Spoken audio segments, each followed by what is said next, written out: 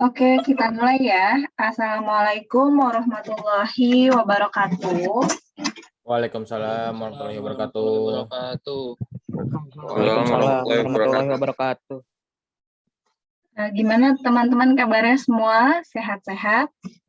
Sehat, Bu. Alhamdulillah sehat, Bu. Alhamdulillah, semoga kita sehat selalu ya dalam lindungan Allah Subhanahu wa Ta'ala. Amin. Amin. Ini teman-teman kita masuk ke pertemuan keempat ya. Berarti 3 pertemuan lagi siap-siap UTS. Untuk saya sudah melihat dan sudah cukup banyak alhamdulillah yang mengumpulkan tugas dari kelas kalian ya. Di sini sebentar saya share screen. Bisa teman-teman lihat yang mengumpulkan 34 orang dan yang belum 9 orang. 9 orang ini jadi sebelumnya saya kasih tahu dulu teman-teman untuk penilaian tugas besar RPL untuk saya mempunyai poin yang cukup tinggi untuk mempengaruhi kelulusan kalian dalam mata kuliah saya ya. Kelulusan dalam artian nilainya di minimal C atau di atas C. Jadi kalau teman-teman tidak mengerjakan tugas itu saya pastikan akan sulit untuk mendapat nilai C.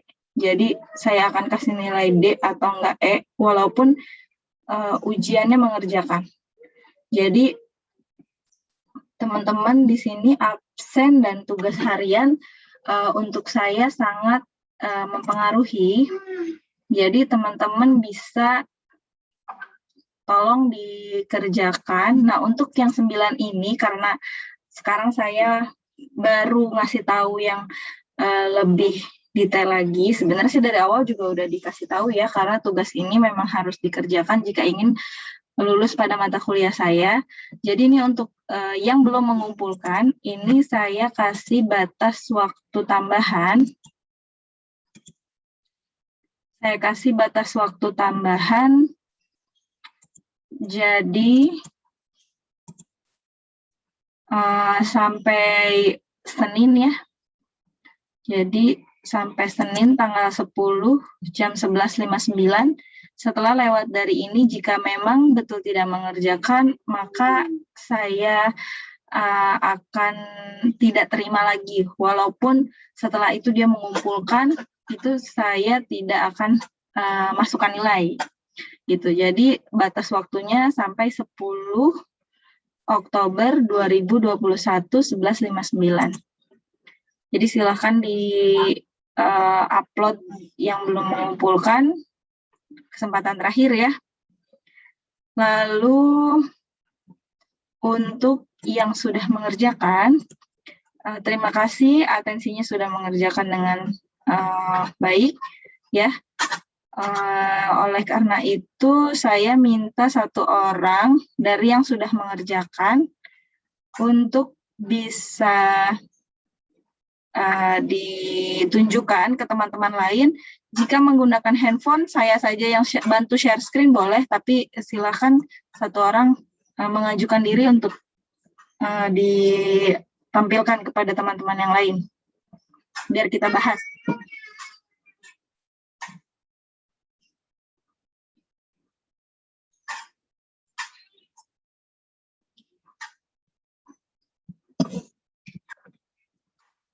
Siapa? Ada?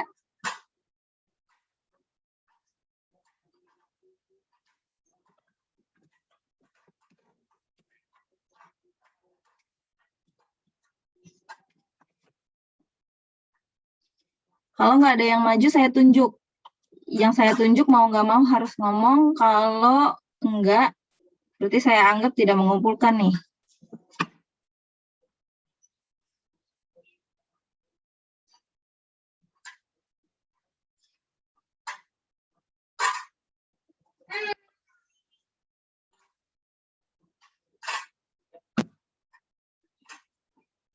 Yuk, gimana? Saya tunjuk jadinya.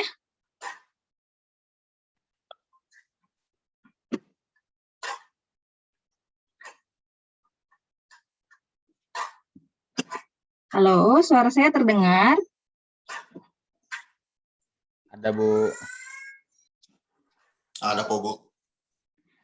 Ya, jadi gimana, mau ditunjuk orangnya atau mengajukan diri? Tunjuk aja, Bu. Kalau saya tunjuk tapi nggak nyaut, berarti nanti tugasnya saya kembaliin ya, nggak saya terima ya. Oke, kalau mintanya ditunjuk, saya tunjuk ya. Siapa sekarang?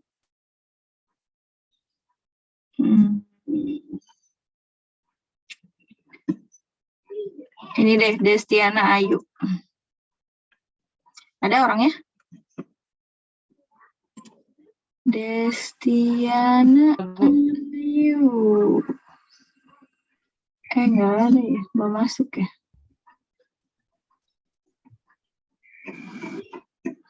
Bu, halo. Ada, ya. Ada, Bu. Oke. Destiana Ayu, silakan Ya, kamu Bu. judulnya. Mau saya yang share screen atau kamu pakai laptop juga jadi kamu yang share screen? Udah nggak apa-apa, Ibu.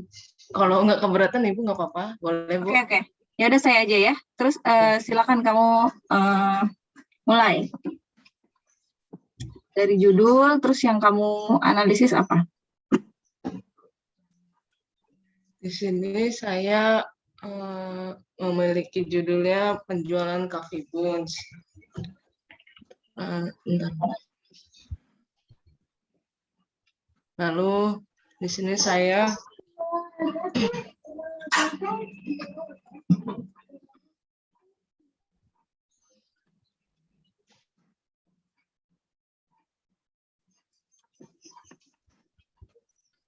Halo, Desti.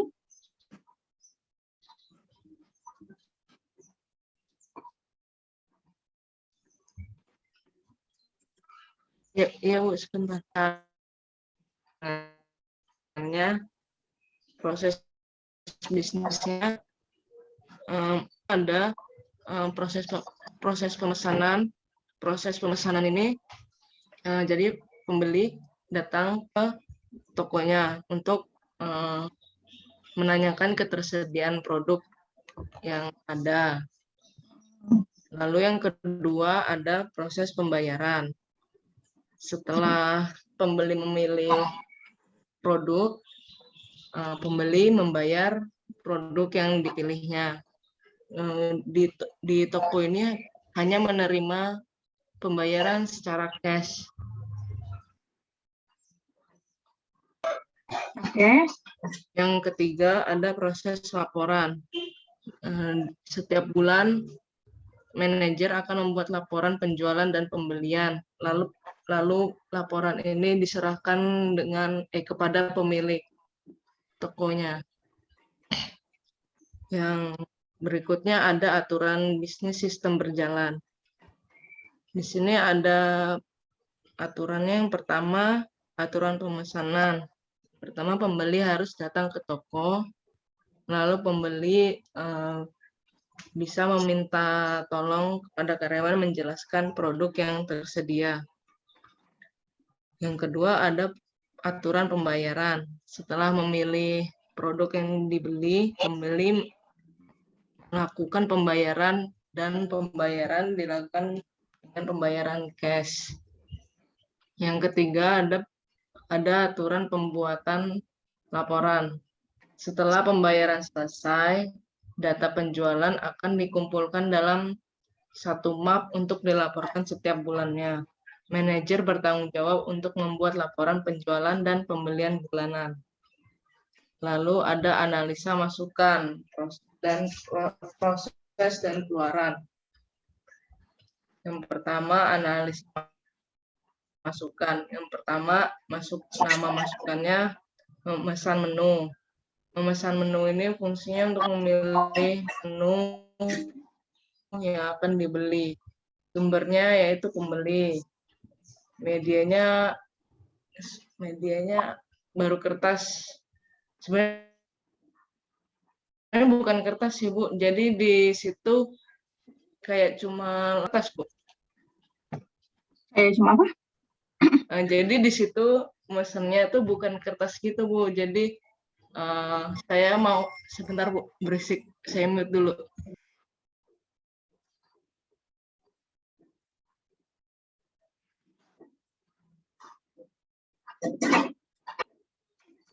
Ya, jadi di situ pemesanannya ini Bu manual gitu. Baru saya mau pesen roti ini, roti A. Jadi dilayaninnya nggak pakai kertas gitu, langsung diambilkan roti A-nya gitu. Itu termasuk medianya apa ya Bu kira-kira? Saya sih kertas sih di situ. Medianya berarti komunikasi juga boleh. Jadi melalui gitu. komunikasi secara langsung gitu. Oh iya, oke Bu, makasih Bu. Terus lanjut. Lalu periodenya setiap bulan. Keterangannya, masukan ini merupakan tahap awal penjualan di mana pembeli memilih menu yang akan dibeli. Lalu analisa masukan berikutnya.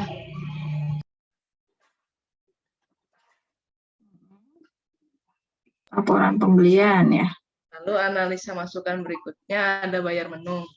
Fungsinya untuk membayar menu yang sudah dipilih. Sumbernya pembeli, medianya kertas.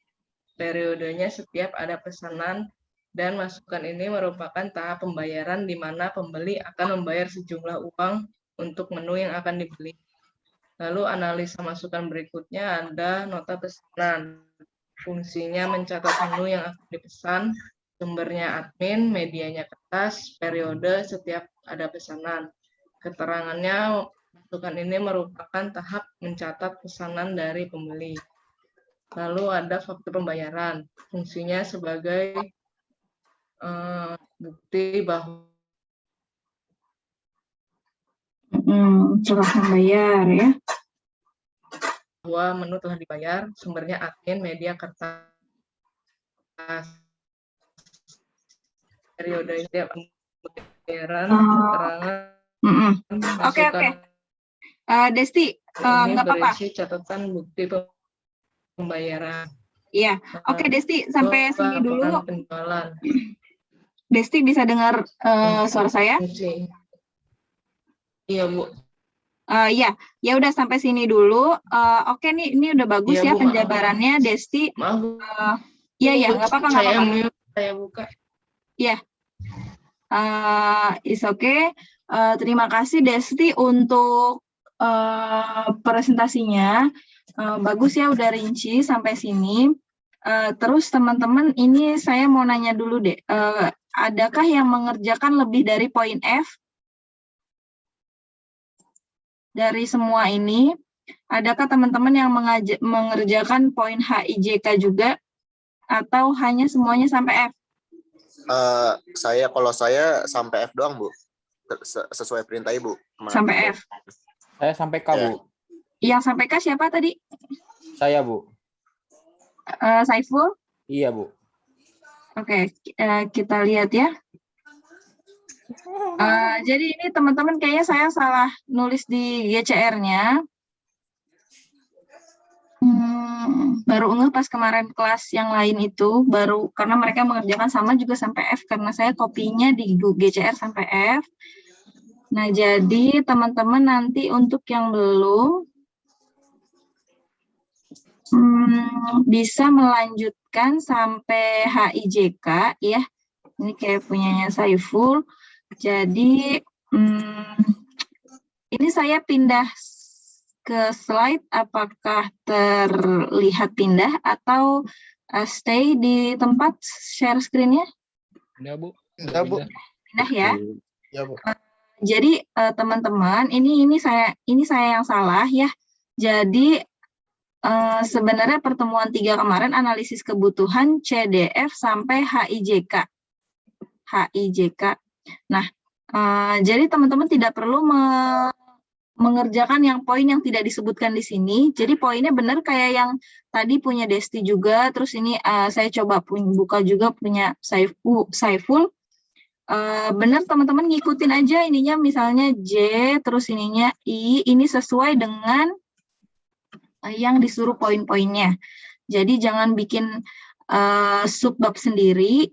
Jadi ada yang bikin nih 4.1, 4.2, jadi nggak usah langsung bab 4 atasnya, terus bawahnya langsung C, D, F, A, B-nya juga nggak usah dikerjakan, E-nya nggak usah, langsung aja C, D, F, H, I, J, K. Nah, untuk teman-teman yang kurang, ini berarti saya kasih perpanjangan waktu, bukan perpanjangan waktu sih ya, maksudnya saya minta tolong untuk dikerjakan lagi, lebih tepat, lebih, lebih lengkap lagi, dilengkapi sampai HIJK itu berbarengan sama kesempatan kedua yang belum mengumpulkan. Nah, ini saya kasih waktu kalau sampai Senin, apakah terlalu cepat atau cukup? Soalnya nanti kita setelah ini sebenarnya ada tugas lagi, satu lagi yang minggu, buat minggu sekarang sampai minggu depan. Jadi memang setiap minggunya nanti emang kalian pasti ada tugas sih. Jadi nanti pasti saya juga nggak bakal sampai jam 10 pas, supaya nanti ada waktu lebih buat kalian nyicil mengerjakannya juga. Gitu. Nah, teman-teman itu untuk mengerjakan dicoba sebisa mungkin. Kenapa harus dikasih latihan setiap harinya? Karena kalau nanti ngumpulinnya di akhir, itu akan berat. Terus kenapa harus setiap ini teman-teman mengumpulkan semua, karena ya tadi fokus kita sekarang bukan kepada bab 4 skripsi, tapi memang kepada pencapaian mata kuliah rekayasa perangkat lunak.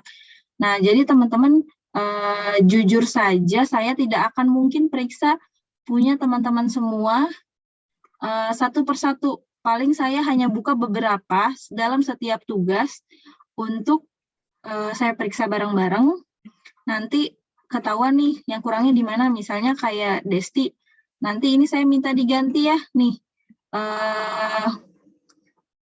diganti mata kuliahnya, ini masih pakai penulisan ilmiah karena lanjutan dari sebelumnya kan. Iya, Bu, maaf. Itu diganti. Iya, lupa, Bu. Terus nggak ngeh. nggak apa-apa. Terus kalau misalnya dalam proses sistem berjalan nih ya, nanti ini kan karena masih, ini udah oke nih ya, kalau punya Desti dari sistem berjalannya udah jelas, semua prosesnya sudah dijelasin, aturannya juga dari aturan pemesanannya sudah jelas, aturan pembayarannya jelas, nanti ini tinggal ditambah yang poin HIJK. Poin HIJK itu isinya adalah ini tadi, nyelesain masalahnya, terus alternatif penyelesaian masalah, sama aturan bisnis sistem yang diusulkan. Jadi ketika kalian mengusulkan sistem baru, pasti ada perubahan aturan yang akan diubah dari aturan bisnis yang lama. Kenapa nanti ini dibuat? Yaitu tadi, karena pasti berbeda nih. Ketika misalnya kita lihat ya, punya Desti nih, di sini aturan sistem berjalannya pembeli harus datang ke toko, pembeli dapat meminta karyawan untuk menjelaskan produk yang tersedia. Mungkin ini sama. Tapi ketika pembayaran, misalnya pembeli dapat melakukan secara cash. Nah, di sini mungkin di aturan pembayarannya bisa ditambah nih. Nanti karyawan akan menginputkan kepada sistem untuk nantinya mencetak struk misalnya kayak gitu. Nah, itu kan akan ada perubahan aturan ketika kalian mau mengimplementasikan sebuah sistem informasi di suatu tempat tersebut. Makanya nanti ditambahi poin HIJK, teman-teman. Nah, itu saya kasih waktu kalau sampai Senin, apakah terlalu cepat atau kira-kira gimana teman-teman untuk yang nambahin poin HIJK?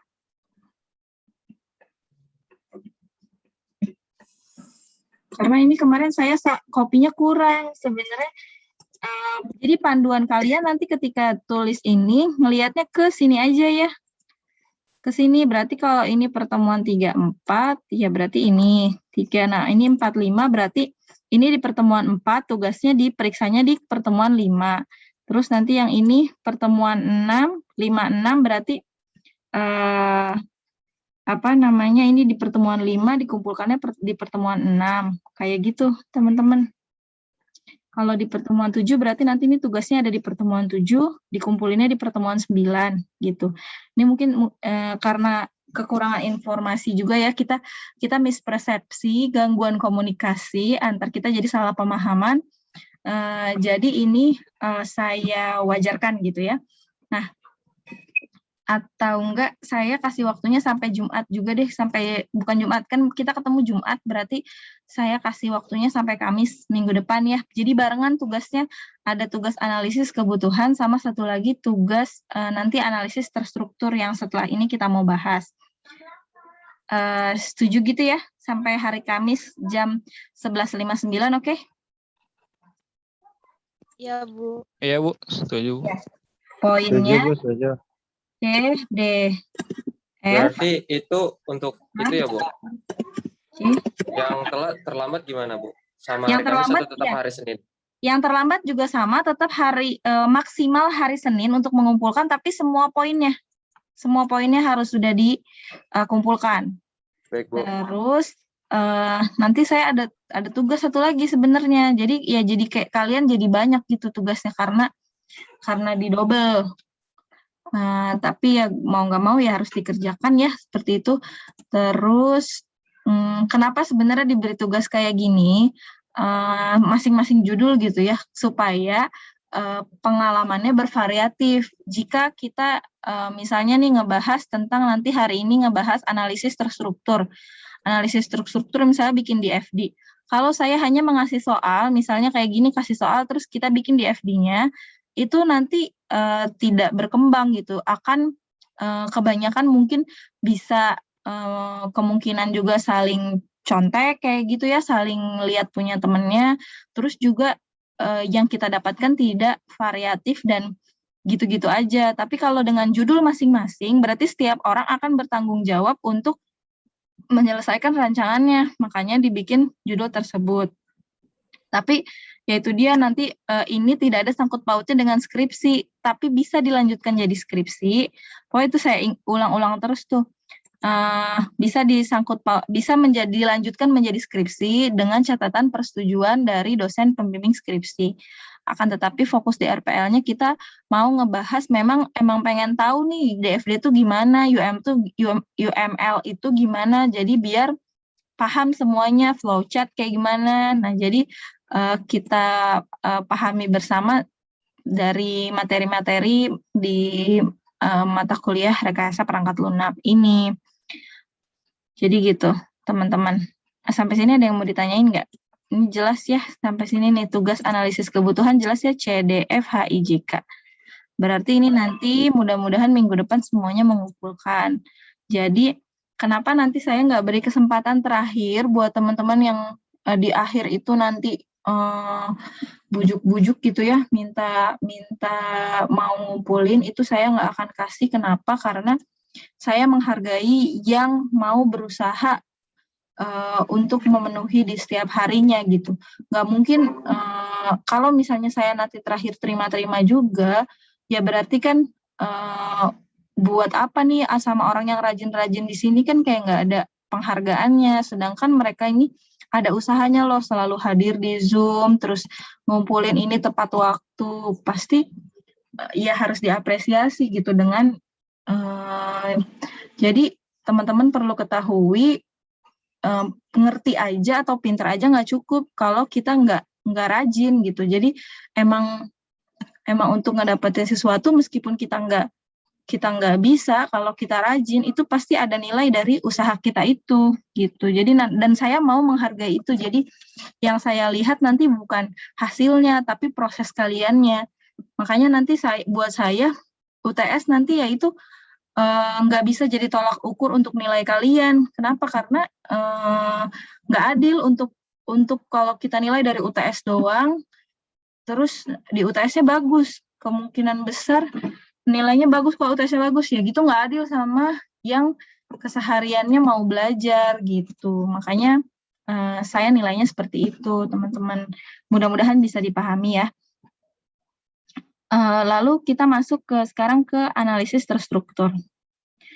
Di analisis terstruktur ini di sini kita mau ngebahas sebenarnya yang sudah dibahas. Kalau teman-teman ada mau pertanyaan, boleh langsung unmute aja. Saya setting untuk bisa unmute sendiri, terus langsung interupsi juga nggak apa-apa, Bu, mau nanya gitu, biar nggak lupa. Kalau di belakang takutnya lupa, itu nggak apa-apa banget.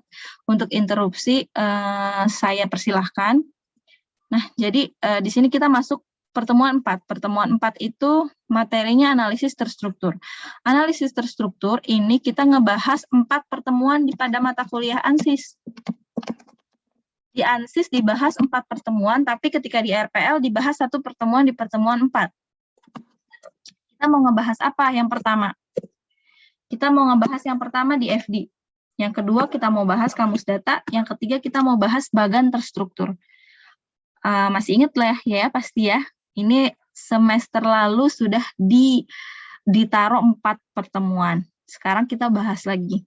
Saya tidak akan mungkin membahas seperti yang waktu di ANSIS, karena ini bukan saatnya lagi ngebahas dari awal, tapi saya ulang-ulang juga, mudah-mudahan yang masihnya belum ngerti soal tentang analisis terstruktur, misalnya masih bingung sama DFD dan lain sebagainya, bisa jadi ngerti setelah saya ulang ini, kita sama-sama kupas bareng. Nah, jadi analisis terstruktur itu dia tuh merupakan teknik pemodelan perangkat lunak. Namanya teknik pemodelan perangkat lunak berarti sebuah cara gitu ya. Teknik itu sebuah cara untuk merancang sebuah perangkat lunak. Tapi kalau analisis terstruktur berorientasinya kepada apa nih? Data oriented approach. Jadi pendekatannya berorientasi pada data. Maksudnya berorientasi pada data apa? Yaitu fokus kepada permasalahan aliran data. Jadi si data ini mengalir dari mana, tujuannya kemana, itu adalah fokus dari analisis terstruktur. Jadi bisa dipahami ini adalah fokusnya kepada aliran datanya. Kalau ini sejarah, nanti bisa dibaca. Nah, sekarang saya mau bahas dulu di FD. Kalau ada yang bingung, saya ingatkan sekali lagi untuk bertanya ya. Gak usah malu, gak usah takut dikira temennya caper gitu ya, nggak apa-apa, nanya aja, orang nggak salah, dipersilahkan juga. Malah saya senangkan kalau ada yang nanya gitu. Terus ini kita bahas di FD. Di FD artinya data flow diagram, itu bahasa Inggrisnya, bahasa Indonesianya DAD, tapi sama ya, diagram aliran data atau diagram arus data. Nah, teman-teman, sebenarnya teknik membuat di FD itu ada 2 teknik. Ada Genn Orsersen, ada teknik Jordan de Marco. Ini, kedua teknik di sini, saya minta kalian tidak mencampur adukan simbol. Supaya apa? Supaya jika misalnya kalian mau menggunakan teknik Genn Orsersen, ya gunakanlah prosesnya yang ini, database-nya bentuknya begini. Kalau kalian gunakan Jordan de Marco, sampai sini slide saya mengikuti sama omongan saya sesuai ya? Iya, sesuai, Bu. Sesuai, Bu. Saya takutnya nanti udah terakhir tiba-tiba slide-nya nggak muncul gitu kan, gondok. Nah, kalau yang Jordan de Marco, prosesnya itu lingkaran, data store-nya seperti bentuk sama dengan. Jadi, gunain satu teknik aja, pilih gitu. Kalau misalnya lagi gunain yang ini, berarti konsisten gitu ya sama yang digunakan. Kalau menggunakan yang Jordan de Marco berarti lingkaran sama-sama dengan. Terus sekarang perlu teman-teman ketahui DFD itu punya 4 komponen utama. Ada entitas, ada proses, ada alur data, ada data store. Itu 4 ya, 4 komponen utama dalam DFD. Yang pertama adalah entitas. Entitas itu bisa kita bilang subjeknya, orangnya kah, organisasinya, atau bisa juga sistem lain yang nantinya akan memakai sistem informasi tersebut. Jadi dia itu berupa, isinya tuh nggak cuma orang, tapi bisa juga sebuah kumpulan dari orang-orang gitu ya. Nah, makanya kita harus memberikan nama entitas itu sebagai kata benda. Kenapa harus kata benda? Karena kata benda itu ya menunjukkan subjek. Tadi misalnya dosen. Dosen kan kata benda, bukan kata kerja kan.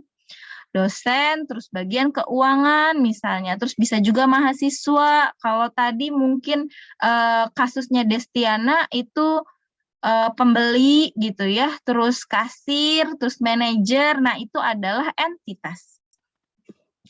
Lalu ada proses. Proses tadi bukan kata benda, harus kata kerja diiringi dengan kata benda. Mengapa demikian? Yang namanya memproses itu adalah mengolah input menjadi output, mengubah input menjadi output. Nah, ini kenapa harus kata kerja dan kata benda? Kata kerja itu kan artinya melakukan sebuah proses nih. Misalnya input, berarti dia mau melakukan memasukkan data. Data apa yang dimasukkan? Berarti misalnya input member. Kenapa harus diiringi kata benda? Supaya bisa jelas apa yang lagi diproses. Misalnya cetak nilai. Coba kalau kalian nggak pakai nilai, cetak doang misalnya. Ya cetak apa? Bisa cetak kwitansi, bisa cetak laporan. Tapi harus jelas, misalnya cetak nilai. Berarti yang mau dicetak adalah nilai. Kayak gitu. Jadi kalau kalian nanti bikin di FD, prosesnya harus kata kerja diikuti dengan kata benda. Ya maksudnya prosesnya tuh dijelasin proses apa gitu, dinamainnya yang lengkap. Terus di sini ada aliran data atau alur data atau arus data, sama ya. Ini adalah yang mengalir. Kalau tadi orangnya, terus prosesnya, nah ini apa yang mau dialirkan? Data yang mau dialirkan kan? Maka disimbolkannya dengan anak panah. Perlu teman-teman ketahui, peraturan di FD yang paling mendasar. Kalian harus ingat, ini pangkal panah dan ujung panah, salah satunya ya, harus ketemu proses. Kalau tidak ketemu proses, berarti di FD kalian salah besar, salah fatal gitu ya. Contoh ketemu proses gimana? Misalnya gini. Ini yang ketemu proses ujungnya. Betul berarti ya. Misalnya ini ada database, terus ini proses. Pangkalnya ketemu proses. Betul. Yang salah gimana? Yang salah kalau kayak gini. Yang salah. Pangkalnya, ujungnya nggak ketemu proses kan? Pasti di FD-nya ini salah. Salahnya salah fatal, bukan salah ini. Pokoknya ini udah salah fatal. Di FD kayak gini berarti langsung dicoret. Salah di FD-nya. Yang kedua, entitas ketemu data store. Nggak bisa kalau nggak lewat proses. Jadi nggak boleh nih ada hubungan antara entitas sama data store, sama antar entitas juga nggak boleh ada relasi. Maka ini juga salah. Makanya tadi saya bilang cara kita tahu di FD kita benar atau enggak, kita lihat dulu. Setiap aliran data yang kita gambar, ujung panahnya atau pangkal panahnya harus ketemu sama proses. Kalau tidak berarti salah. Kalau ada satu aja gitu ya berarti salah. Terus data store. Data store tadi orangnya udah, aliran datanya udah, prosesnya udah, sekarang nyimpen datanya. Nyimpen datanya di mana? Makanya kita harus ada yang namanya data store. Tapi data store hanya ada pada diagram 0 dan rinci. Di konteks tidak digambarkan data store ya. Ini juga kalian pasti sudah pernah ngedenger ini, ada diagram di FD itu dibagi 3. Ada diagram konteks, diagram 0, dan diagram rinci. Ini urutannya pertama kali yang harus dibuat konteks dulu, baru 0, baru rincinya. Harus berurutan ngebuatnya. Pertama, penyusunannya gimana? Penyusunannya kalau konteks, kita berikan angka 0, untuk menggambarkan sistem tersebut secara keseluruhan. Tapi ingat di sini tidak ada data store ya. Tidak ada data store. Terus ketika 0 itu penomorannya jadi 1, 2, 3 atau 1.0, 2.0, 3.0. Itu adalah diagram 0. Diagram 0 di levelnya di 1. Kalau konteks levelnya 0. Karena dia nomornya emang cuma 0 dan dia number of prosesnya ya cuma 0 tadi, cuma ada satu proses. Number of prosesnya 1, tapi nomornya 0. Terus diagram 0 itu di level 1, level di bawahnya setelah konteks. Nomornya begini, 1.0, 2.0, 3.0, dan seterusnya.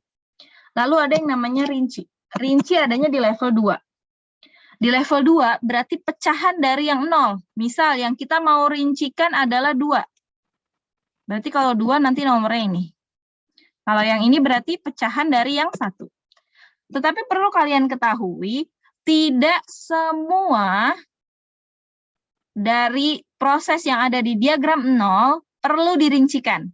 Ingat ya, tidak semua. Berarti hanya yang perlu dirincikan saja. Misalnya yang perlu dirincikan proses 1 dan proses 3. Ya udah berarti 2-nya nanti nggak ada. Cuma ada diagram rinci proses 1, sama ada diagram rincinya dari diagram rincinya dari yang 3.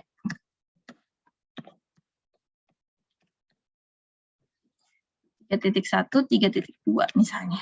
Gitu. Lalu ada balancing. Tadi nggak cuma alur panahnya yang betul, tadi ya kan yang ciri-ciri di FD kalian benar atau salah kalau semua ujung panah atau pangkal panah ketemu sama proses. Nah, selain itu di FD kalian harus balance. Balance artinya seimbang. Seimbang berarti nih ya, alur data yang masuk dari satu level harus sama dengan pada level berikutnya. Contohnya gini, ini teman-teman tolong jawab, ini diagram apa? Di FD-nya diagram apa? Konteks ya, Bu? 0. Konteks, Bu. Konteks. Konteks, ya. Iya. Kenapa konteks? Ciri-cirinya di sini. Karena Lihat. ada Ya. Hanya ada satu proses. satu proses juga, Bu. Terus ada satu proses. Betul. Nah, namanya sistemnya. Food ordering system, berarti sistem pemesanan makanan. Entitasnya ada berapa? Ada 3, Bu. 3, Bu. 3. Ya. Tiga, Bu. 1, 2, 3. kita sekarang lihat nolnya. Ini diagram nolnya. Diagram nolnya ini apa namanya, teman-teman? Itu data storage, Bu. Data storage. Alhamdulillah ya, bisa ya. Ini data store-nya benar. Terus, jadi teman-teman kita lihat, cara lihat balance, yang pertama adalah kita lihat jumlah entitasnya sama atau tidak. Di sini ada 3, kita lihat yang di nolnya. Ada 1, ada 2, 3. Berarti kondisi pertama, jumlah entitasnya sesuai. Ini terpenuhi ya. Lalu kedua, alur data pada konteks harus ada pada 0. Kita lihat customer order, ada ya ini. Terus ini ada, terus ini receipt dari sistem ke customer ada. Food order dari sistem ke kitchen untuk ngasih tahu orderannya apa aja. Dari sistem ngasih ke kitchen. Ada. Sama nanti manajer dapat reports. Ada ya, nih manajemen report. Berarti karena semuanya alur datanya terpenuhi, ada gitu ya dari 0 sama dari konteks ke 0-nya sesuai, berarti diagram ini disebutnya balance. Jadi bikin DFD harus balance. Tadi cara ngecek balance gimana? Ini tadi 2 tadi nih. Cara ngecek supaya di FD kalian itu dibilang balance atau tidak, seimbang atau enggak. Sekarang di sini ada contoh unbalancing. Coba saya minta satu orang jawab kenapa dibilang unbalancing. Sebut nama dulu. Saya, Bu. Fahru Rozi Sumantri. Fahru Rozi, oke. Iya, Bu. Ini source-nya berubah, Bu. Entitasnya berubah. Jadi gimana? Jadi kan di awal tuh source-nya cuma 1. Terus yang bawah source-nya jadi 2, Bu. Benar. Jadi jumlah entitasnya nggak sama gitu ya maksud kamu? Iya. Betul. Oke, sekarang Fahrur, kalau saya hapus entitasnya, ini garis C-nya ke sini misalnya ya, ke source 1. Ini saya hapus. Apakah ini jadi tetap unbalance atau jadi balance? Harus disesuaikan sama atas apa enggak sih, Bu? Menurut kamu balance apa enggak tetap? Balance sih, Bu. Balance? Balance, soalnya tetap satu entitas. Tapi alur datanya di atas 1, sekarang ada 2, nggak apa-apa. Balance juga nggak? Nggak apa-apa sih Bu kalau nambah. Benar. Itu saya kecoh doang. Benar, jadi kalau kayak ininya dihapus, jadi balance. Kenapa Oke. jadi balance? Berarti nanti sebenarnya di satu proses ini nanti bisa dirincikan. Kalau di sininya ada 2 output, tapi di sininya di sininya ada 2 input, tapi terjadinya setelah sininya setelah proses ada 1 input, berarti di proses 1 akan ada pemecahan rinci. Nanti di sini ada 1.1, 1.2. Di mana 1.1 itu nanti memproses si A tadi, si 1.2 memproses data C, supaya nanti dua-duanya akhirnya mengalirkan si B tadi, gitu. Jadi benar ya, jawabannya adalah balance, kalau ini dihapus. Kalau tidak dihapus, berarti jadi nggak balance. Sampai sini ada yang mau ditanyain dulu tentang DFD? Bu, saya mau nanya Bu. Boleh, siapa nih? Pak Roro lagi Bu. Farul, kenapa? Iya, kalau dari entitas ke proses, terus proses ke proses itu bisa ya Bu? Proses ke proses bisa? Oh, Proses ke proses bisa. Tapi kalau perlu, kalau misalnya tidak diperlukan, berarti nggak usah digaris prosesnya. Ini sebentar ya, saya tinggal dulu. Sebentar aja 5 menit. Teman-teman boleh siapin pertanyaan atau yang mau nanya boleh. Nanti habis ini kita lanjut ke latihan dia. Ya, sebentar ya. baik Bu. Baik, Bu.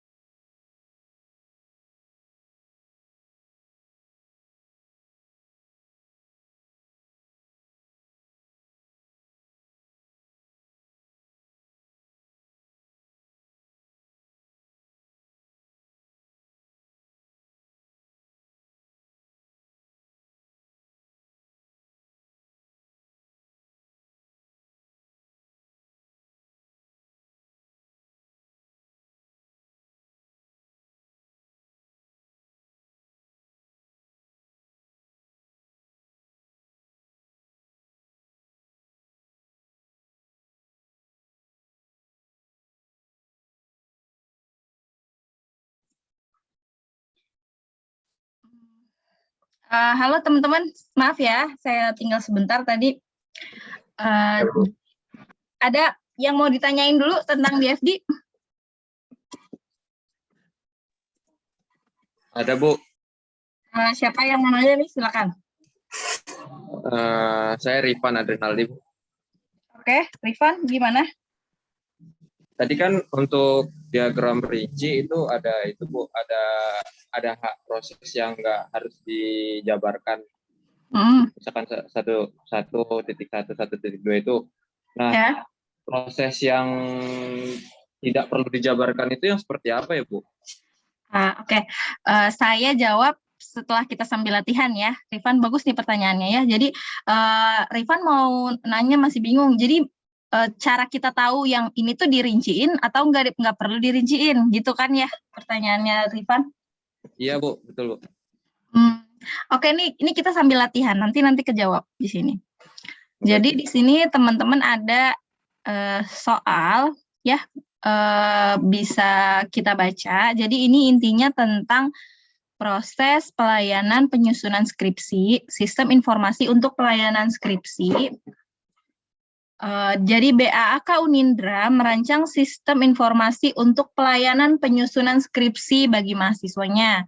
Dengan bantuan nilai yang ada, BAK mengumumkan daftar nama mahasiswa yang sudah berhak menyusun skripsi. Mahasiswa tersebut kemudian membuat proposal skripsi ke BAK.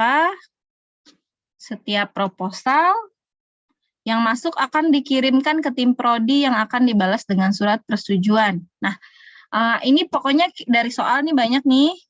Nanti kita seharusnya kita baca dulu sampai akhir. Setelah itu kita bikin poin-poinnya kayak gini ya, kan nih jadi dibikin jadi 4 poin. Lalu yang pertama hal yang kita lakukan adalah nih. Step 1 kita mau menentukan dari soal itu adalah berapa entitas yang ada pada sistem tersebut. Kita lihat ya. Berarti ada BAK Unindra, ada mahasiswa, ada prodi, ada dosen. Ya nak, taruh di kulkas ya nak, makasih. Lalu dari 4 ini udah kan nggak ada lagi ya, kita lihat sampai bawah, berarti kita temukan ada 4 entitas di sini. Setelah itu kita gambarkan entitas mulai dengan menggambarkan diagram konteks. Tadi diagram konteks. Enak, sebelum kamu pegang kamu cuci tangan dulu. Oke. Udah cuci tangan? Cuci tangan dulu. Baru pindahin tahunya, masukin ke kulkas. Maaf, lanjut ya. Jadi kita bikin dulu satu proses yang besar.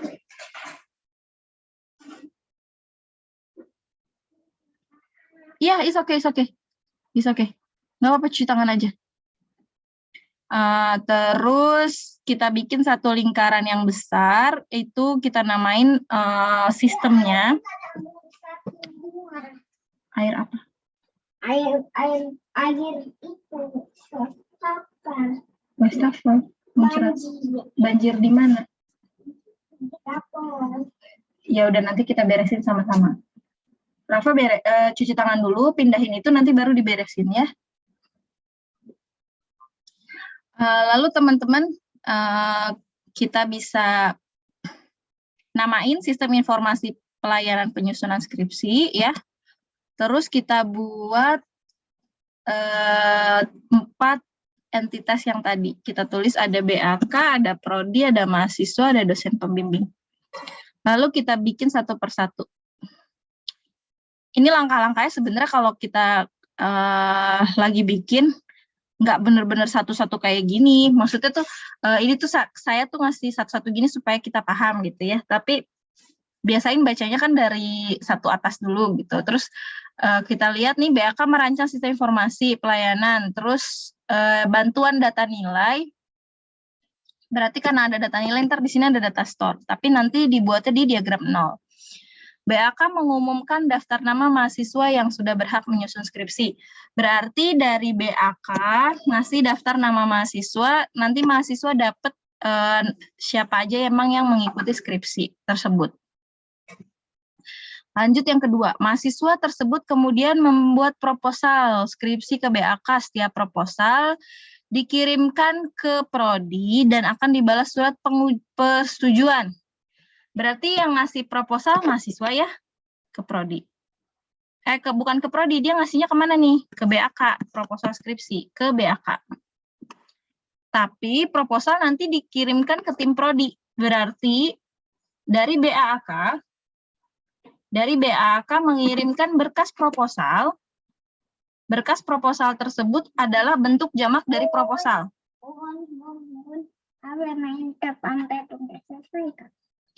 Jadi berkas proposal di sini adalah proposal-proposal yang dikirimkan ke prodi, tidak mungkin satu terus baru dikirim ke prodi. Jadi BAK mengumpulkan dulu, nanti setelah banyak gitu ya, atau setelah dalam jumlah tertentu baru memberikan kepada prodi. Jadi di sini saya namain berkas proposal supaya ada perbedaan, supaya dilihat kalau ini adalah kumpulan dari proposal diterima prodi.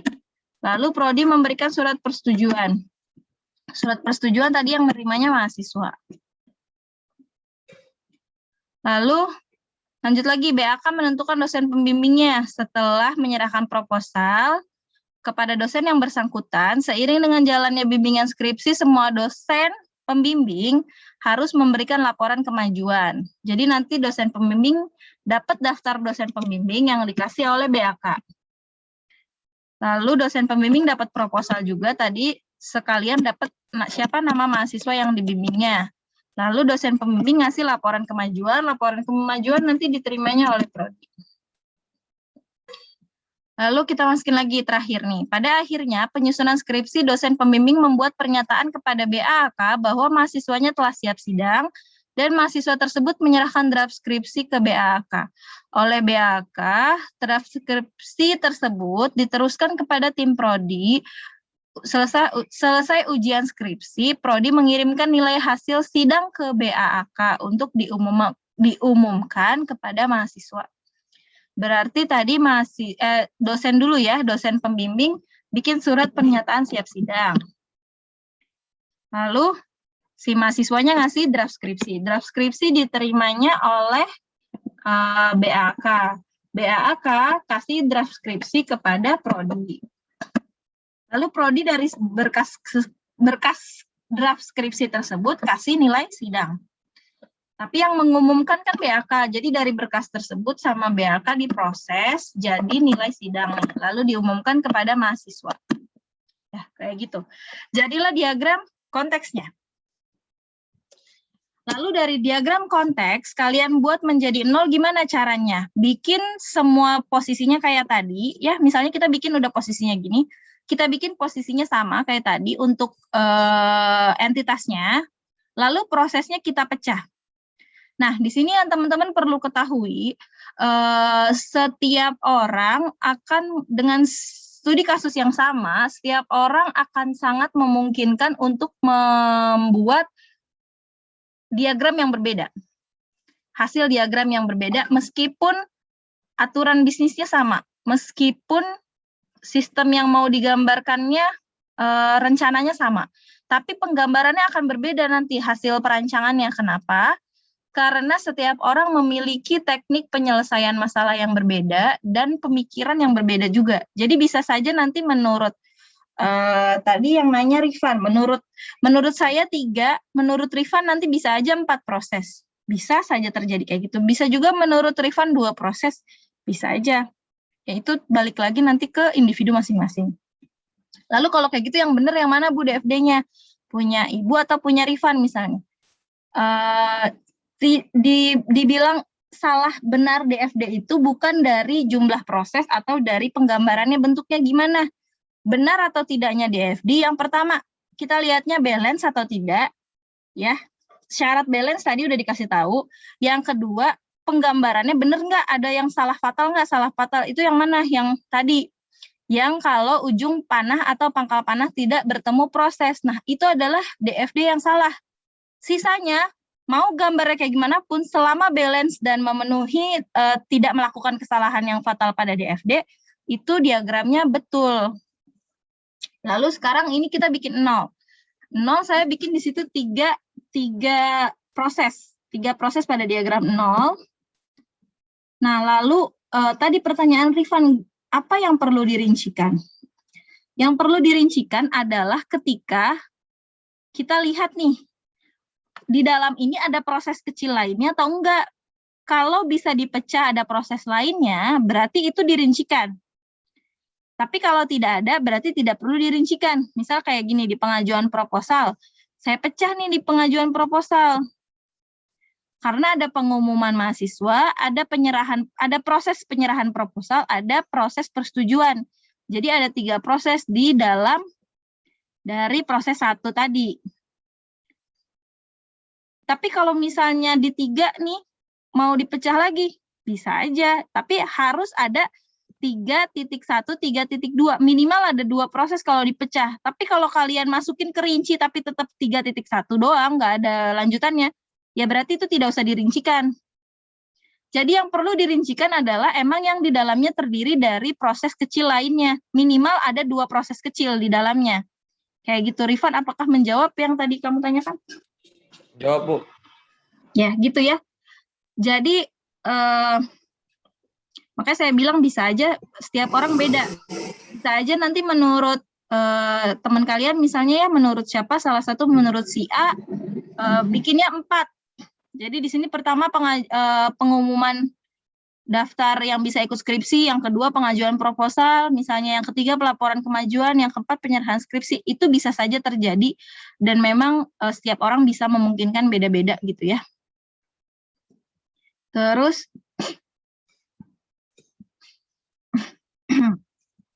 sampai sini di FD ada yang ditanyain? Bu, saya mau bertanya, Bu. Boleh, siapa ini? Nuriana Salamah. Oke, Nuriana Salamah, silakan. Yang ke diagram konteks itu yang tadi contoh. Sebentar ya. Oke, Nuriana Salamah.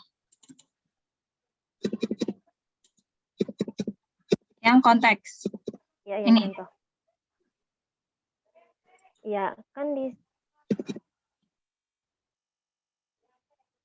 Ya. Ya, kan di sini nama proses keluaran sama nama proses masukannya kan sama. Apa itu boleh, Bu? Nama proses Keluaran sama boleh sama. Oh, maksud kamu ini ya, di sini daftar nama sama daftar di sini. Ya, kan biasanya katanya kalau nama proses keluaran sama nama proses masukan kan nggak boleh sama, takut terkecoh kita. Gini, jika hasil dari proses tersebut memang diharuskan untuk mengubah nama, maka berubah namanya. Tapi kalau ini kan memang sama. Jadi memang yang mengalir proposal, ketika mengalir ke sini kan tetap jadi proposal walaupun sudah lewat proses tadi. Kecuali ketika lewat proses tadi menghasilkan data yang berbeda nih setelah hasil proses. Itu baru dinamakan yang berbeda. Contohnya misalnya gini deh. Kita balik lagi ke kasusnya ya, maksudnya nggak itu tuh nggak baku. Jadi misalnya kayak gini, customer order, terus ketika masuk ke sini jadi food order gitu misalnya. Sebenarnya mau di sini customer order juga boleh nggak sih? Kan isinya tetap aja sebenarnya pemesanan dari si customer. Boleh aja.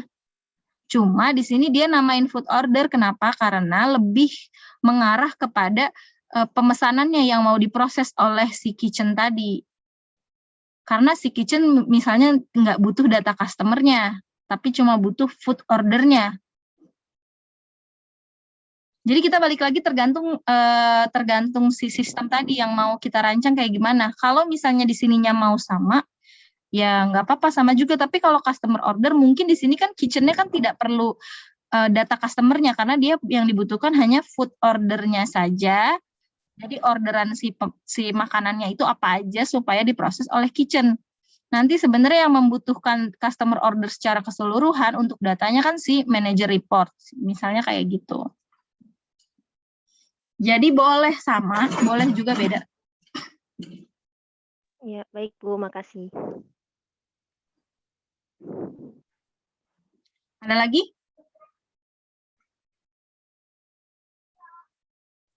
Izin tanya, Bu. Boleh? Siapa nih? Saiful, Bu. Saiful. Ya, gimana Pul? Jadi kalau untuk pembuatan DFD ini dia berpacunya sama ini kan, Bu, ya, dari aturan bisnis yang diusulkan, Bu, ya? Iya. Oh iya, oke, Bu, siap-siap. Jadi bikin DFD-nya bukan yang berjalan ya, tapi yang mau dirancang. Betul, baik, Bu, baik, Bu. Jadi sebenarnya kalau kalian lihat ininya, lihat lihat panduan penulisannya, panduan penulisan skripsi itu di poin apa ya? Poin E deh kalau nggak salah, itu ada DFD yang berjalan. Itu nggak usah, jadi kan nanti kalian jadi bikin 2 DFD. Jadi makanya cuma 1 aja, jadi DFD-nya yang diusulkan, sorry. Jadi yang diusulkan. Mana ya, ini halaman berapa? Ini nih.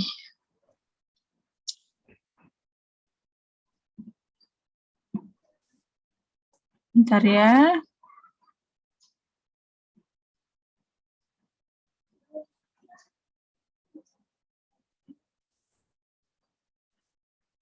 Tadi Bu udah kelewatan. Ke atas lagi. Oh iya. Ya, ini betul-betul. Mana ini? Mana sih? Astagfirullah. Kayaknya 3. Oh, ini nih. Di sini analisis nih profil perusahaan. Ini kan kalau yang D kan mana ya? Bukan D. Kan saya nyuruhnya C, D, F. Oh, E-nya nih. E-nya kan nggak usah. Dekomposisi fungsi sistem. Terus nih, G-nya nggak usah.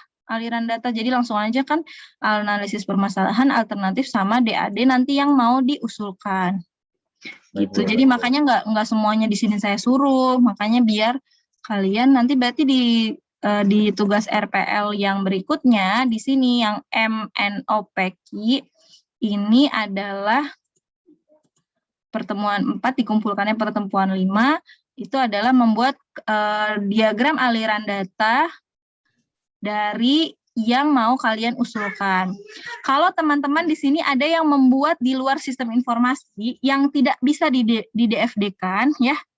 Kan kayaknya ada deh kemarin di sini yang bikin ngajuin judul bukan pembuatan sistem informasi, itu nanti bisa mengerjakan soal ini untuk DFD nih, mengerjakan soal ini untuk latihan DFD-nya. Tetapi dari judulnya kan nggak bisa dibuat DFD, karena judulnya bukan pembuatan sistem gitu ya, bukan pembuatan sistem informasi, jadi nggak bisa pakai DFD.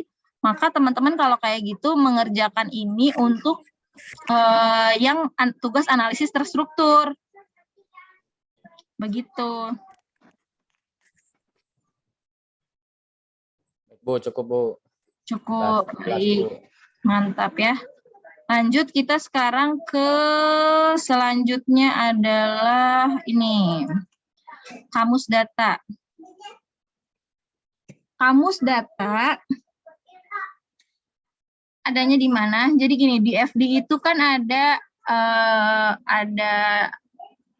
entitas ya. Di FD itu ada entitas.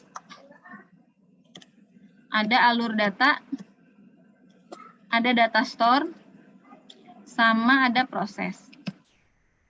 Nah, entitas ini nanti kalau hubungan antar entitas dibahasnya di IRD. Diagram hubungan antar entitas, entity relationship diagram nih, IRD. Terus kalau di alur data, nanti teman-teman ini kita bahas nih si kamus data ini, adanya di sini di alur data.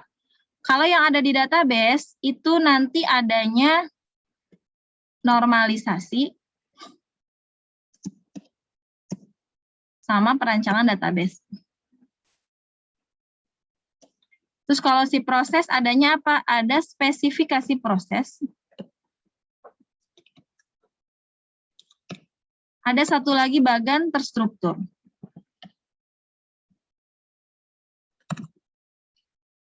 Jadi sekarang kalau kamus data letaknya berarti ada di mana? Ada di alur ya. Makanya nanti kamus data itu berada pada keseluruhan anak panah atau keseluruhan garis alur data tadi. keseluruhan anak panah atau keseluruhan alur data yang ada pada di DAD kalian atau di FD kalian. Nah, dia beradanya di mana tadi kan? Berada di sini, di sini, di sini. Gunanya untuk apa? Gunanya ini tadi. Fungsinya menjelaskan arti aliran data tersebut. Jadi intinya si kamus data itu dokumen pelengkap dari aliran data yang kalian jabarkan. Isi kamus data apa? Isinya itu berupa struktur data yang terdiri dari elemen-elemen berikut. Ada nama arusnya, ada aliasnya, bentuk datanya gimana, arusnya dari mana ke mana, penjelasannya tentang arus itu gimana, periode yang arus itu bisa jalan dalam periode apa, volume arus itu jalan sebanyak apa, dan terakhir adalah struktur datanya. Jadi di sini ada notasi kamus data, ini dipakai untuk di struktur datanya. Sisanya misalnya contoh kamus data gini, di sini ada di FD tentang pemesanan kredit mobil. Pemesanan kredit mobil dari konsumen ke proses pendataan ada namanya pemesanan nih.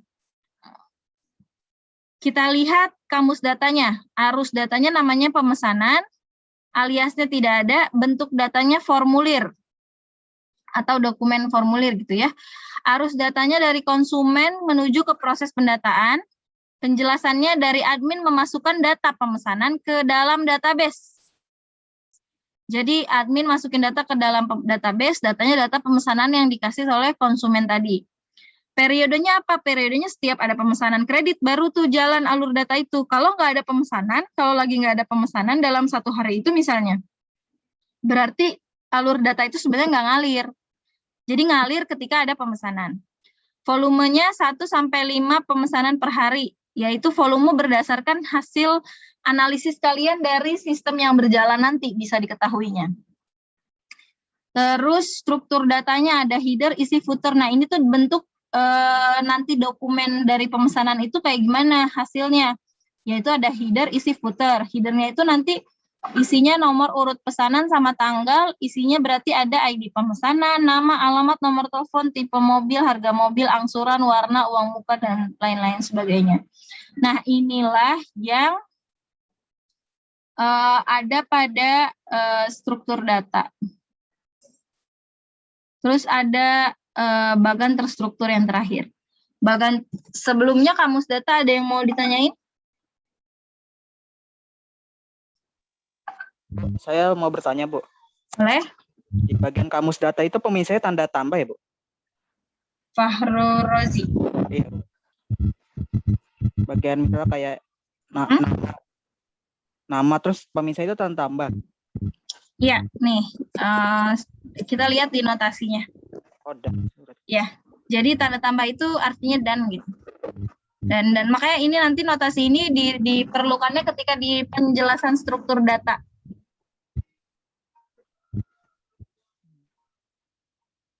Biasanya yang sering dipakai ya ini sih tambah, sama kalau komentar itu biasanya buat di misalnya di bagian footer mau ada komentar nih, misalnya kalau habis ngisi pemesanan bawahnya bagian yang penting misalnya yang mana atau yang tidak boleh kosong, ya misalnya itu adalah komentar ya tambahan, itu berarti pakai tanda bintang 2 di dalamnya ada komentarnya gitu. Makasih, Bu. Oke. Lanjut ya, kita terakhir nih bagan terstruktur. Bagan terstruktur saya nggak lama-lama ngejelasinnya, karena gini, intinya dari bagan terstruktur, kita tuh mau ngejelasin proses diubah menjadi modul-modul. Proses diubah jadi modul-modul, misalnya gini, di sini ada pemesanan kredit.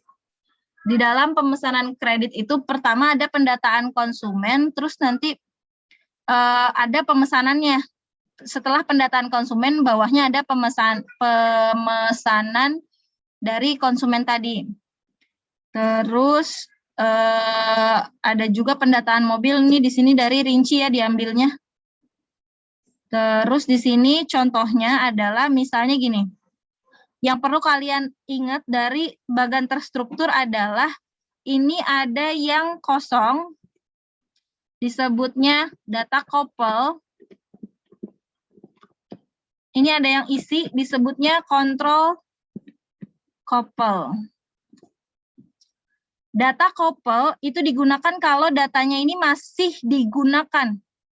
Jadi kan sebenarnya bagan terstruktur itu kita ubah proses jadi modul-modul kecil ya. Jadi dari bagan-bagan gitu ya, jadi bagan. Nah, bagan-bagan tersebut kita coba gambarin data yang mengalirnya. Nah, kalau data yang masih digunakan, maka disebutnya data couple. Tapi kalau data tersebut telah selesai digunakan, maka kita sebutnya control couple, pakai yang isi. Jadi biasanya rata-rata gambar bagan terstruktur sebelah kirinya itu kosong, sebelah kanannya isi. Tapi balik lagi nanti tergantung bagannya ya. Nah, ini saya nggak perlu ngejelasin panjang lebar karena pusing nantinya. Jadi kalian perlu ingat aja yang ini data couple yang kosong, control couple yang isi. Kalau isi berarti datanya sudah selesai digunakan, maka bentuknya yang pakai control couple. Contohnya kayak gini adalah buat laporan penjualan. Kirim file pemesanan, berarti di sini data pemesanannya ya, data pembayaran. Terus ketika sudah diproses di dalam proses pembuatan laporan, pemesanan sama pembayaran ini menjadi laporan penjualan. Maka ini udah selesai kan datanya digunain, makanya dia jadi keisi. Terus di sini ada tambahan EOF. EOF artinya adalah end of file. Tandanya ini emang udah selesai nih, dari sini udah prosesnya telah selesai, ditandai dengan EOF. Gitu teman-teman. Sampai sini ada yang mau ditanyain? Bu, saya mau tanya dong. Boleh. Siapa nih? Arum. Arum Puspa. Ya. Oke. Arum. Saya mau tanya, kalau di diagram rinci itu kan ada proses tentang pembuatan laporan. Nah, di dalam Meet-nya itu yang dijabarinnya yang database-nya, Bu, bukan dari entitasnya. Itu boleh apa enggak ya? Contohnya gimana, Rum? Kan dari data pembelian. Database-nya namanya data pembelian. Terus anak panahnya itu dijadiin pembuatan laporan ke proses 3.1. Coba-coba sambil kita gambar ya. Ya, Bu. Biar jelas. Coba Arum. Sebentar, Bu, saya ada contohnya pas ansis kemarin. Ya udah. Berarti sebentar, saya cari dulu ya, Bu. Kamu aja yang share screen ya. Oh, saya pakai HP. Oh, ya udah berarti ya udah balik aja, tadi saya yang pakai whiteboard, kamu yang nyebutin. Oh ya, sebentar ya Bu, saya cari dulu.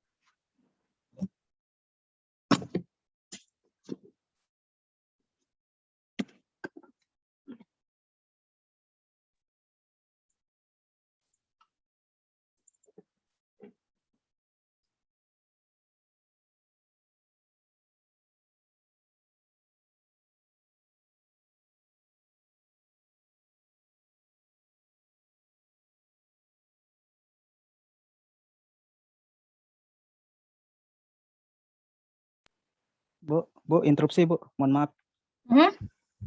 Sambil Arum nyari itu, saya mau tanya Bu. Boleh. Tadi tugas yang tadi kan udah dikumpulin, terus saat submit gimana Bu? Gimana? Kan Ibu suruh nambahin tugas tuh yang. Jadi kan kita udah ngumpulin kemarin, di unsubmit atau nanti Ibu kirim yang baru lagi itunya? Oh, di kalian submit lagi aja, jadi ada 2 di sininya, atau enggak ditarik lagi, dimasukin lagi, boleh kayak gitu. Ini kan kalian udah di sini, terus di attach baru lagi, boleh tambahin baru lagi, atau yang ininya ditarik dulu terus dimasukin lagi, boleh. Bebas ya. Terima kasih. Nah, ini nih contoh nih yang belum memakai format skripsi. Kelihatan ya kalau yang belum mau menggunakan format. Jadi kayak yang menggunakan format skripsi itu gunain format penulisannya. Jadi kayak fontnya, marginnya, terus line spacingnya itu mengikuti panduan skripsi ya teman-teman. Ini contohnya nih punya Ali. Screen Bu. Bu. Screen-nya Bu, Oh. share screen Bu. Oh, sorry. Nah, Ya. Ini contoh punya Ali, diperbaiki formattingnya. Nah, jadi teman-teman boleh di sininya nanti ada dua file gitu ya. Misalnya nih kayak ini, upload satu lagi di bawah sini boleh, atau ini mau ditarik dulu juga, terus ya upload lagi untuk tambahannya nggak apa-apa. Pokoknya tetap di tugas analisis kebutuhan uploadnya. Perbaiki lagi, Bu. baik Bu. Ini formatnya nih udah sesuai, cuman ya kepanjangan ya tuh spasinya ada yang kepanjangan. Kalau nantinya akan berantakan ditaruh di sini, PDF-in dulu juga boleh. Biar bisa jadi sebenarnya di tempat kalian rapi, ketika di Google Classroom jadi berantakan. Iya, Bu. Itu silakan Di laptop Ya. sudah rapi, Bu. Oke, Ade Arif, ini kan karena nggak rapinya karena masuk sini, makanya kamu PDF-in dulu aja nggak apa-apa. Berarti di PDF aja nggak apa-apa ya, Bu? Nggak apa-apa. Oke deh. Ibu, Ya, sudah makasih, Bu. ketemu, saya kirim di grup ya. Iya, oke.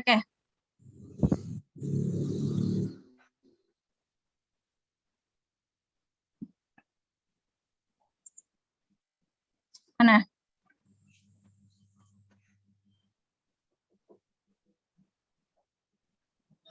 Udah? Sudah, Bu.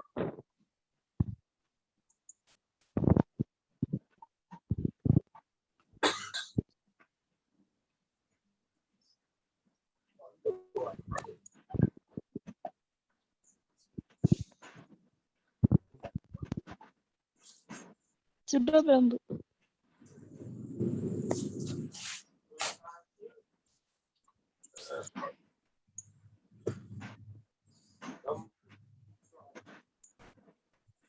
Gini ya?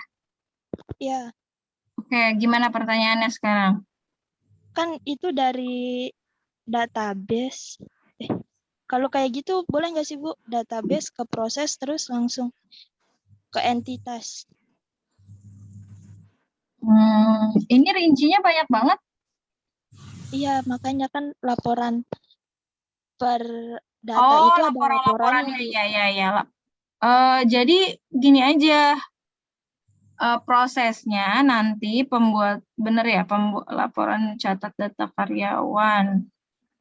Dari data karyawan meminta laporan penjualan mobil, membuat laporan penjualan mobil, membuat laporan pembelian.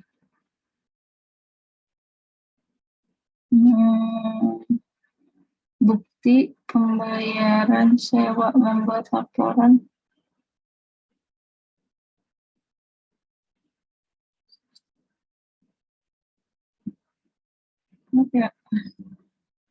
bener kok, cuma lambang database-nya aja paling. Tapi ini bener, nggak apa-apa kok kayak gini. Tapi setiap ini dikasih alur datanya di sini. Sorry. Saya mana ya?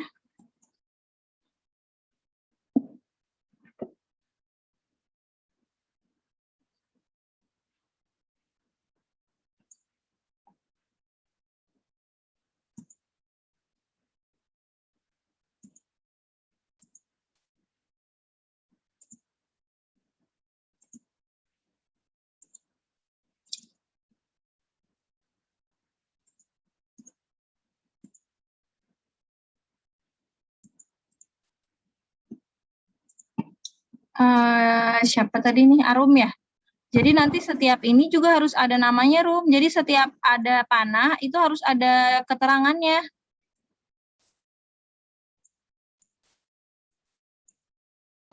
Iya, Bu. Ada alur datanya, Bu ya? Ada nama alurnya gitu. Meskipun itu nih di sini kan data penjualan mobil, data pembeli, data pembayaran setelah pembelian. Nah, sebenarnya kalau di dalam database itu, database itu coba deh, kita bikin database nih, ada data penjualan.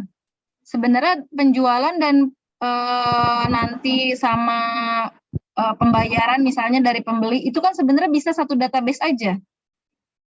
Jadi ketika kita ngejual mobil, terus ada yang beli, data pembelinya masuk, itu kan sebenarnya bisa dalam satu database, tapi nanti di dalamnya ada berapa table gitu. Jadi ini perlu dipikirin juga nanti kalau ketika kalian buat database, misalnya kayak di sini penyewaan gitulah ya, bikin aja satu database penyewaan. Nah penyewaan itu ya nanti dalamnya ada data sewa mobilnya, ada data pembayaran sewanya, jadi nggak dalam satu database sendiri-sendiri. Tapi nanti satu database, tabelnya yang kalian mainin di tabelnya, kan satu database bisa terdiri nggak cuma satu tabel. Kalau kayak gini kesannya kayak satu tabel yang kalian satu database satu tabel gitu. Padahal nanti ketika kalian implementasi itu tabel-tabel tersebut kan saling berelasi. Database-nya itu yang dibuat paling cuma 2 atau nggak 3 gitu. Kalau banyak banget ternyata sebenarnya tetap pas ngebikin database nggak sebanyak ini. Karena ini sebenarnya bisa dalam satu tabel nih, yang tadi yang ini saya bilang satu tabel. Paling gitu aja koreksinya. Tapi penulisannya udah benar ya, tidak ada kesalahan yang fatal. Tapi tadi paling lebih dilihat lagi untuk pembuatan database-nya. Kayak gitu aja. Oke. Ada lagi yang mau bertanya? Bu, saya Bu mau nanya Bu. Boleh. Alur database itu bisa banyak arah nggak? Maksudnya database alur datanya bisa satu nggak Bu? Dari database bisa bolak-balik? Enggak, misal database ke 2 proses gitu Bu. Satu database ke 2 proses. Bisa banget. Tapi kalau nih, lihat deh yang di punya saya yang ini. Yang di sini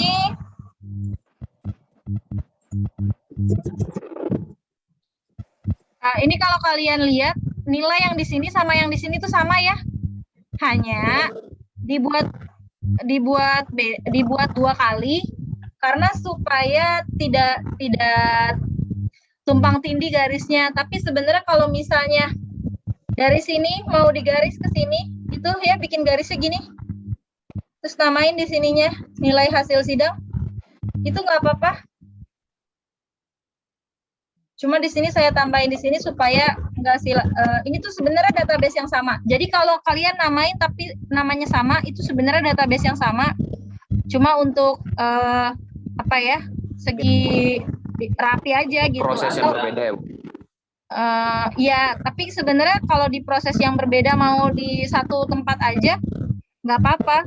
Sebenarnya saling tindih juga nggak apa-apa juga sih. Jadi misalnya ini nih, kalian mau lewat sini terus ke sini ngemotong garis ini ya nggak apa-apa. Alasan saya bikin di sini ya supaya ini aja, supaya tidak motong garis, tapi sebenarnya motong juga nggak apa-apa. Gitu. Terima kasih Bu. Bu, saya ingin bertanya Bu. Boleh? Nanti pas terakhir kita disuruh buat demo tampilin aplikasi gak Bu di YouTube? Demo Nggak aplikasinya yang udah jadi? Enggak, kita nggak bikin aplikasi ya. Oh. Tidak membuat aplikasi, jadi teman-teman hanya merancang saja. Tidak ada juga bikin tampilan juga nggak ada, hanya rancangan tampilan. Rancangan tampilan nanti bentuknya kayak gini. Misalnya laporan ya, bikin laporan. Terus misalnya di sini logo. Bu. Maaf Bu, share screen-nya belum ada Bu. Siap, kayak gitu dong. Jadi misalnya, ini logo, ini header-nya di sini, terus apa nih? Logo, terus di sininya kop suratnya misalnya ya, nama PT-nya gitu. Terus nanti ini tabelnya, laporannya apa aja. Nah, nanti kalian bikinnya gini, ini pakai apa sih?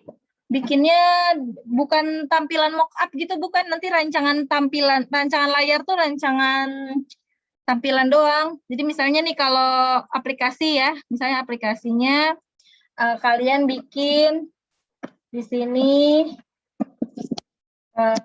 masuk nih login. username gitu misalnya. Nah, ini dibikin aja pakai Word boleh, kayak gitu-gitu, atau pakai tools lain yang buat bikin-bikin gitu. Tapi putih aja ininya, hitam garisnya, terus sini ada logo misalnya, terus di sini ada button login. Gitu nanti nggak nyampe ngerancang tampilan layar, nggak cuma ngerancang tampilan doang, tapi tidak mengimplementasi layarnya juga enggak. Jadi kalian murni hanya merancang, tidak tidak membuat aplikasi, tidak pada sampai tahap implementasi, teman-teman, gitu.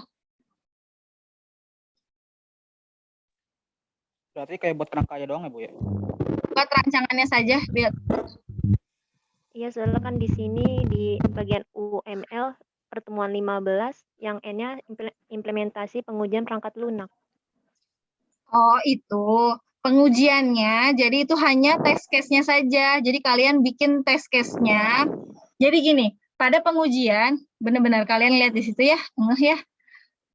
Tapi itu belum saya jelasin. Tapi bagus sudah bertanya nih. Jadi pada pertemuan yang UML tadi ini ada ini, Bu. Tuh, takutnya nanti disuruh bikin, nguji. Pengujian di sini, ini bukan yang ini ya? Implementasi pengujian, Iya, Bu. nanti kalian diajarin cara menguji itu gimana. Tapi bukan berarti kalian menguji aplikasi yang kalian. Jadi nanti dijelasin nih pengujian itu metodenya, kan ada white box, ada black box. Ada black box. Nah, black box itu kayak gimana? Nanti kita bikin test case nih. Test case inilah yang kita bikin, bukan kita nguji. Jadi test case-nya ini kita bikin nih.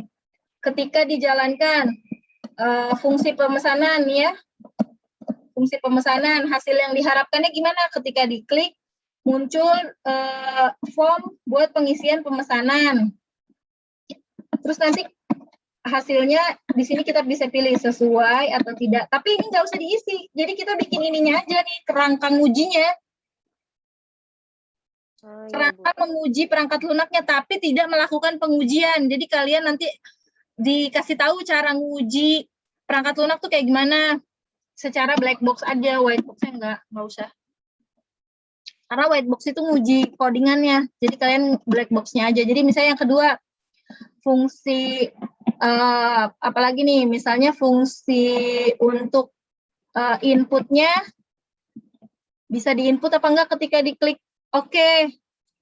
Kayak gitu. Nah, ntar test case inilah yang kita bikin. Tapi kita nggak ngisi ininya. Kan belum bikin. Jelas ya? Jelas, Bu. Bu, misalnya kalau ada yang coba-coba buat aplikasinya, boleh dimasukin nggak itu, Bu? Boleh. Boleh. Kalau yang udah sampai mau bikin aplikasinya, terus mau coba-coba, boleh juga dibikin sesuai dengan ini. Tapi saya nggak minta bikin aplikasinya ya. Yang penting kalian ngerancang dulu aja. Terus teman-teman yang tadi saya bilang yang punya judul di luar sistem informasi, berarti tugas DFD-nya yang ini bikin DFD ini ya. Karena kan kalau misalnya kayak yang mau buat game edukasi misalnya, itu kan nggak bisa, bukan sebuah sistem informasi kan, maka itu tidak membuat DFD-nya, maka mengerjakan soal yang ini saja, tetapi nanti penggunaan dia menggunakan misalnya mau menggunakan flowchart gitu misalnya. Nah itu pas di flowchart aja nanti bikinnya, tapi pas di DFD-nya kerjakan tugas ini saja. Begitu.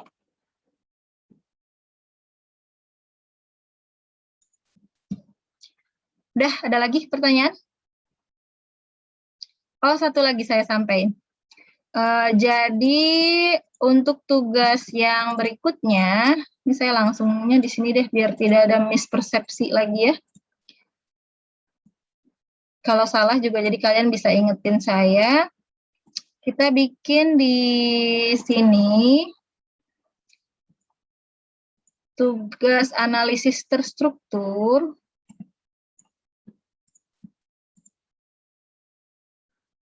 Tugas analisis terstruktur panduannya sesuai tugas besar RPL ya, berarti sesuai yang ini tadi nih. Nah ini, berarti poinnya adalah MNQ.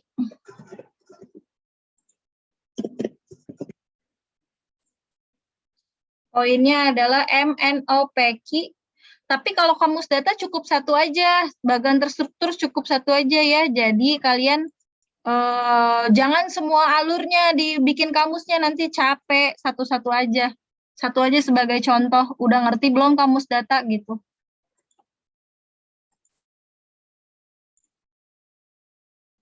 Deadline-nya juga sama ya, 14 Oktober 2021, jadi tugasnya jadi ada 2 ya minggu depan, yang tambahan yang tadi sama yang ini. Mudah-mudahan bisa selesai semuanya. Sampai sini ada yang mau ditanyain? Bu, saya mau nanya Bu, buat tugas yang sebelumnya sama yang ini, filenya jadi satu atau dibagi 2 aja? Dibagi 2, jadi analisis kebutuhan yang tadi nih CDF HIJK uploadnya di sini. Iya. Yang ini jadi apa nih? MNOPQ uploadnya di sini. Oh gitu ya. Oke deh Bu. Makasih ya Bu. Oke. Tapi itu Vela dilanjutin Bu ke bawah atau Pisah aja. baru lagi? Bisa aja. Bisa aja. Tapi nggak dilanjutin. Di terakhir tuh saya minta kalian menggabungkan. Cuma untuk saya ngeceknya supaya siapa yang mengerjakan, siapa yang enggak, biar gampang. Makanya saya minta dipisah di sininya. Tapi kalau misalnya gini deh, kalau kalian nyamannya langsung digabungin ketika di tugas analisis terstruktur. Lalu, ini saya edit dulu. Lebih nyaman langsung digabung gitu ya, biar nggak pindah-pindah file, itu boleh ketika di sini.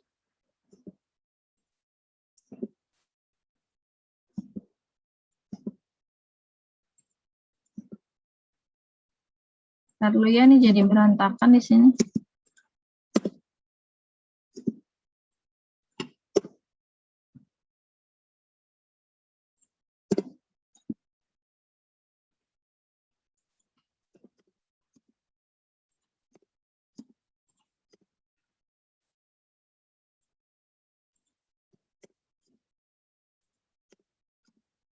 Nah, di sini teman-teman, misalnya, jadi mau biar sekalian gitu ya Bu ya, mau dari di sini sampai poin K, upload di sini.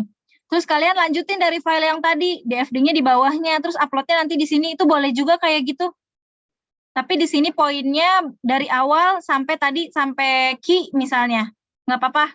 Digabung filenya kayak gitu, tapi nguploadnya tetap 2 kali, di sini upload supaya saya gampang nilainya. Jadi kayak yang mengerjakan ini siapa saya bisa lihat gitu, yang ini siapa saya bisa lihat gitu.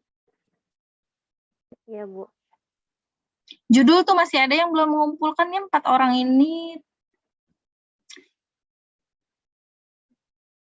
Rifan tuh belum ngumpulin judul. Apa Rifan ada 2 yang tadi? Ya. Cepetan, kalau nggak ada judulnya otomatis ke belakangnya nggak bisa ngerjain. Kalau nggak bisa ngerjain otomatis nanti tugasnya nilainya kosong. Nilai tugas dan setengah nilai UTS-nya udah saya kurangin kalau nggak ngerjain tugas. Oke, ada lagi yang mau bertanya? Saya mau cukupkan nih kalau sudah. Cukup, Bu. Cukup ya?